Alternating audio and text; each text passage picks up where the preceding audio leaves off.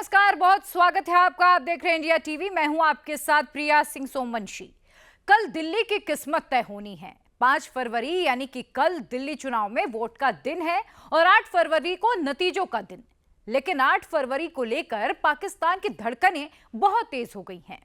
पाकिस्तान में चुनाव को लेकर कोहराम मचा हुआ है। 8 फरवरी को पाकिस्तान में खून खराबे जैसे हालात बनते हुए नजर आ रहे हैं। नौबत तो यहां तक आ गई कि पाकिस्तानी आर्मी सरेंडर करने के लिए भी तैयार हो गई। पाकिस्तान में कौन से चुनाव ने जंग का मैदान खोल दिया है? 8 फरवरी को लेकर पाकिस्तान आखिर इतना ज्यादा क्यों खौफजदा है? सब कुछ देखिए हमारी इस खास रिपोर्ट में। 8 फरवरी को पाकिस्तान में क्या होगा?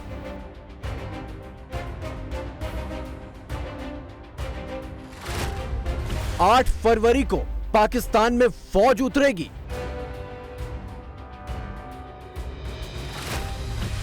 8 फरवरी को पाकिस्तान में बम फटेंगे।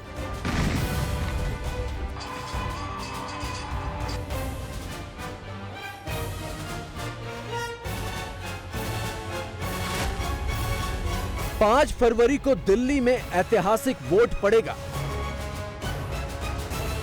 8 फरवरी के नतीजों से दिल्ली सबको चौंकाएगी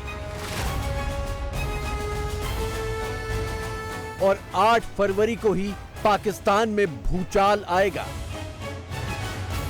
याद रखिए, आपका दौर गुजर चुका है। मैं वाज़े कहता हूँ, एस्टेब्लिशमेंट को कहता हूँ और आसिम मुनीर जैसे सोच रखने वालों को कहता हूँ। माजी में जो फाश गलतियां हुई थी, इस हवाले से वो उसके लिए कुर्बानी एक मरतबा फिर पेश कर रहे हैं। वज़ीर आज़म खड़ा होकर बता रहा है कि जी आर्मी चीफ बाहर गए, उन्होंने हमारे लिए इतना अच्छा चंदा मांग के लेके आए, तो लोगों ने तुम्हें रखा इस काम के लिए। खान साहब और बीबी साहिबा की मुलाकात यहीं करने दी गई। एक ही काम है कि पाकिस्तान को बेच के खोखला कर दो, सिंपल एज दैट। तो फिर तो आपका बैंड बजेगा। 99% जो है वो इमरान खान साहब की मुंतकली के हवाले से मामला जो है वो सेटल हो गए हैं। मैं लिखत पढ़त की दीजिए।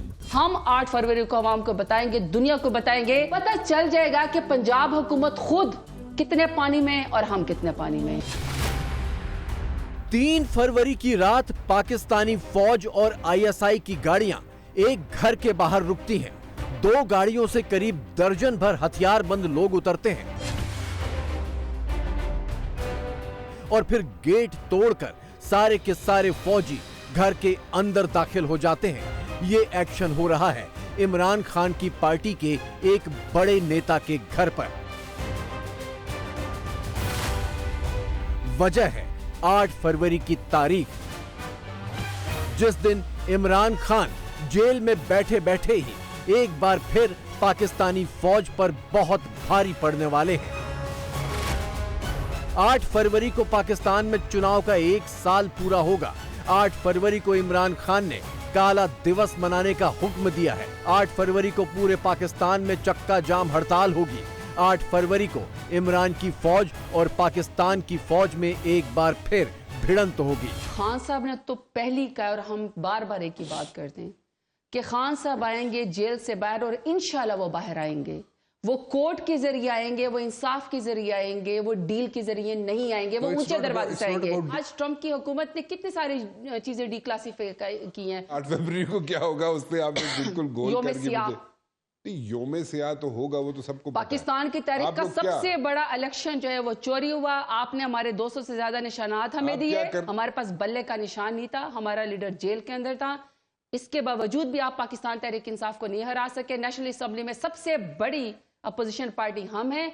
हम 8 फरवरी को आवाम को बताएंगे, दुनिया को बताएंगे। क्वेश्चन ये रेज किया जाता है कि पंजाब से कोई पीटीआई का बंदा निकलता ही नहीं है। फिर अब इम्तिहान है इस हुकूमत का। यूं कर ले कि हमें 8 फरवरी को अभी हमें परमिशन दे दे, पाकिस्तान तहरीक इंसाफ के वोट बैंक का भी पता चल जाएगा। पंजाब को ओपन कर दें, कोई दफा 144 ना लगाएं, कोई जो है हमारे आगे कंटेनर और ट्रैक्टर ट्रॉलियां ना रखें। पता चल जाएगा कि पंजाब हुकूमत खुद कितने पानी में और हम कितने पानी में हैं। इमरान खान ठीक उसी वक्त पर फौज को घेरने की तैयारी में है जब तालिबान और टीटीपी के लड़ाके पाकिस्तान की फौज को नाकों चने चबवा रहे हैं, रॉकेट और मिसाइलें बरसा रहे हैं, दौड़ा दौड़ा कर मार रहे हैं, लाशों पर लाशें गिरा रहे हैं। सिर्फ 2 दिनों के अंदर पाकिस्तान में 30 से ज्यादा फौजियों की लाशें इन्हीं पाकिस्तानी तालिबानियों ने गिरा दी हैं। दिलचस्प बात यह है कि इन तालिबानियों को इमरान खान ने ही अफगानिस्तान से वापस बुलाया था, इनके गलों में हार पहनाए थे और फ्रीडम फाइटर्स का तमगा देकर इन्हें जमीन जायदाद से नवाजा था। ये बात मुझे कहने दीजिए कि इस वक्त जो हमारे जवान, चाहे वो पाकिस्तान की फौज से हैं या वो पुलिस के हैं, इस वक्त वो जो जानों के नजराने पेश कर रहे हैं, वो माजी में जो फाश गलतियां हुई थी इस हवाले से वो उसके लिए कुर्बानी एक मरतबा फिर पेश कर रहे हैं कि अगर माजी में बाज़ गलत फैसले ना होते कि इन सैकड़ों हज़ारों दहशतगर्दों को जो छोड़ा गया इस हवाले से कि ये अमन कायम होगा, तो उसका आपने हाल देख लिया। पिछले 2-2.5 सालों में क्या गुजरी है और सैकड़ों शहीद हो चुके हैं, सैकड़ों जख्मी हो चुके हैं। सैकड़ों नहीं, हजारों भी शहीद हो जाएं तो भी इमरान खान रुकने नहीं वाले और ना उनकी पठान फौज रुकने वाली है। इमरान खान ने वो कर दिखाया है जो अभी तक भारत भी नहीं कर पाया, और वो काम है पाकिस्तान के लोगों को अपनी ही फौज के खिलाफ खड़ा कर देना। 8 फरवरी को इमरान खान के लिए मर मिटने को तैयार उनके समर्थक अपनी आर्मी और आर्मी चीफ का नाम ले लेकर धमकियां दे रहे हैं। एक बात याद रखें, इमरान खान ने इस 75 साला जालिम फौज को जो नट डाली है और जो 27 साल जदोजहद करके हमारे जैसे नौजवानों को तैयार किया है, तो याद रखे आपका दौर गुजर चुका है। मैं वाज़े कहता हूँ, एस्टेब्लिशमेंट को कहता हूँ और आसिम मुनीर जैसे सोच रखने वालों को कहता हूँ, मुझे कत्ल करना है, FIR काटनी है, क्यों करनी है, ट्राई करें। कल नहीं, हर दिन हमारे ऊपर आपके रेड होते हैं, सिर्फ कल नहीं हुआ है, लेकिन हम बर्दाश्त कर रहे हैं। हम खड़े हैं, हमारी हिफाजत अल्लाह कर रहा है, हमारी हिफाजत कोई बड़ी ताकत नहीं कर रहा है। इस गवर्नमेंट में बैठे हुए जो मैंडेट शोर वजीर आजम है और इसकी काबीना से सवाल करते हैं कि गोली क्यों चलाई, क्या हमारे पास असला था, क्या हम दहशतगर्द थे। इमरान खान की फौज पाकिस्तानी फौज से जो सवाल पूछ रही है वो 26 नवंबर 2024 का है, जब इस्लामाबाद का घेराव करने पहुंचे हजारों समर्थकों पर फौज ने सामने से गोलियां दागी थी। तो क्या इस 8 फरवरी को भी पाकिस्तान में वही मंजर दिखने वाला है? क्या फिर से इस्लामाबाद, लाहौर और रावलपिंडी जंग का मैदान बनने वाले हैं? क्या फिर से लाशें गिरने वाली हैं? शायद नहीं, क्योंकि इस बार खबर यह है कि पाकिस्तान के आर्मी चीफ ने इमरान खान के सामने सरेंडर कर दिया है। मैं 99% तक इस बात के ऊपर पहुंच चुका हूं कि इमरान खान साहब की जो है वो कोई मुंतखली हो जाए। मतलब मार्केट के अंदर जो खबर है ना वो तो यही है कि जनाब शायद कोई हाउस अरेस्ट या इस किस्म की चीज़ हो जाए और उनको अडयाला से जो है शायद उनके घर या किसी और जगह के ऊपर जो है वो शिफ्ट कर दिया जाए। ऐसे शख्स से बचना चाहिए हुकूमत को, क्योंकि ये लोग जो है डील लेने में कामयाब हो जाते हैं।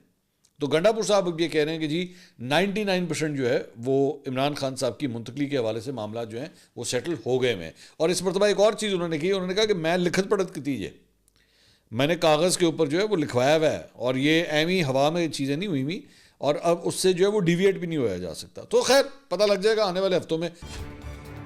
दरअसल अमेरिकी राष्ट्रपति डोनाल्ड ट्रंप ने आते ही पाकिस्तान को सारी फंडिंग रोककर फौज को एकदम साफ पैगाम दे दिया है कि या तो हुक्म बजाओ या भूखे मरो। एक तरफ खैरात बंद हो रही है और दूसरी तरफ टीटीपी आतंकी पाकिस्तानी फौज को घर में घुस घुस कर मार रहे हैं। उधर बलोचों ने सर पर पहले ही कफन बांध रखा है 100 अलग। ऐसे हालात में अगर इमरान खान ने भी आग लगा दी तो पाकिस्तानी फौज को भागने की जगह नहीं मिलेगी। लिहाजा इमरान खान से समझौते की बातें चल रही हैं, लेकिन सारा मामला अटक रहा है इमरान की बेगम बुशरा के नाम पर। खान साहब को जेल मैनुअल के मुताबिक फैसिलिटेट नहीं किया जा रहा और हम उनसे कोई A-B क्लास नहीं मांग रहे, लेकिन जो बेसिक नेसेसिटीज़ हैं, जैसे उनकी फैमिली से उनकी मुलाकात, उनके लॉयर से उनकी मुलाकात, तो वो भी नहीं करने दी जा रही। ट्यूसडे को खान साहब और बीबी साहिबा की मुलाकात नहीं करने दी गई।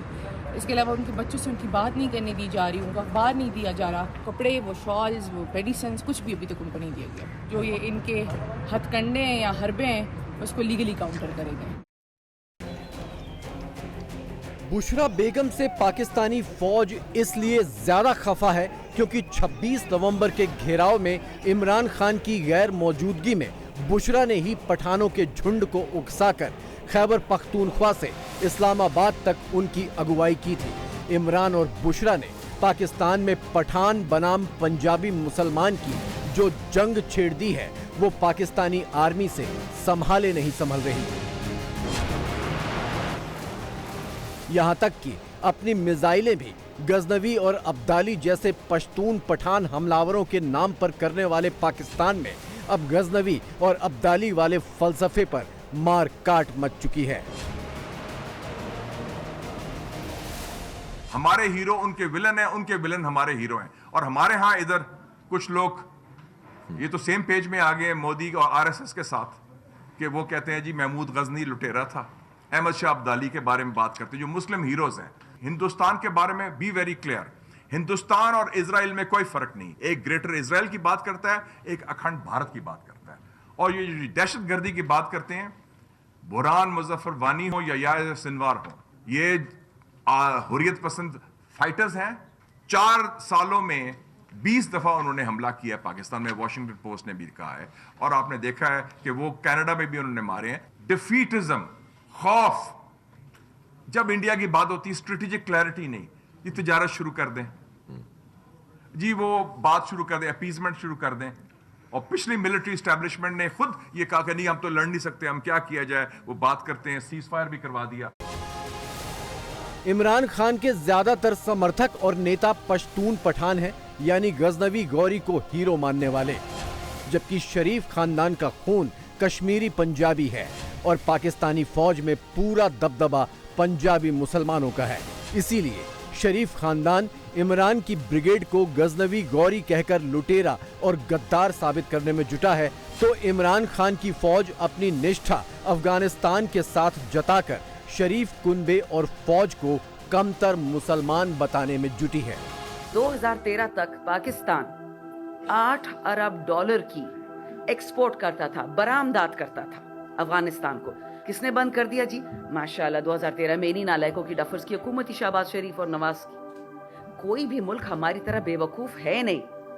तुर्की हो, सऊदी हो, ईरान हो, अमेरिका हो, यूरोप हो, मुझे बताएं पिछले 2.5 साल में पाकिस्तान में कितनी इन्वेस्टमेंट आई है?